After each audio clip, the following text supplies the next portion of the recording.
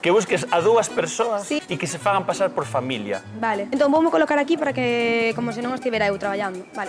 Servir, Un non? Pode momento. ser a súa forma de cuenta. Ainda non estamos en directo. Teño que buscar un fillo ou unha filla para ti. E ti tes que facer como que é o teu fillo ou a túa filla. Sí. Sí, vale.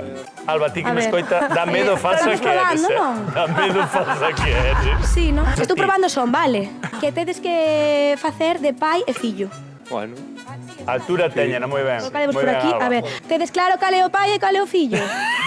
Se nos Serios, podes eh? comentar esa familia, como viven estas festas de Nadal, pai e fillo? Sí, David, pois hoxe estamos cun pai que se chama Francisco, non? E David, que é o fillo, levaban 3 anos en verse, estiveron enfadados durante 3 anos e reencontráronse este ano para o Nadal, non?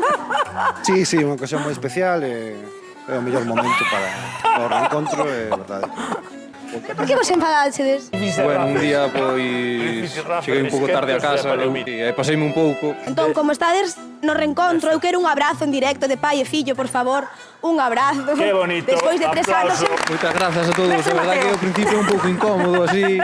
Eu estaba dudando si vilo porque non sabía como me iba a recibir, non sabes? Ao Medo da reacción do teu pai. Sí. Que te mal xenio, non? Sí, sí, ten mal xenio, ten mal xenio. Cal dirías ti que é o maior defecto do teu fillo?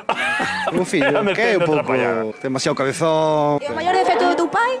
Que non escoita, non me quere entender a veces, eu sei que... Que pasa? Nada, de verdad, dalle as grazas, que foi un placer ver esta reconciliación en directo. E ti xa te pillarei por aquí. David, estamos chorando. Xa estamos chorando.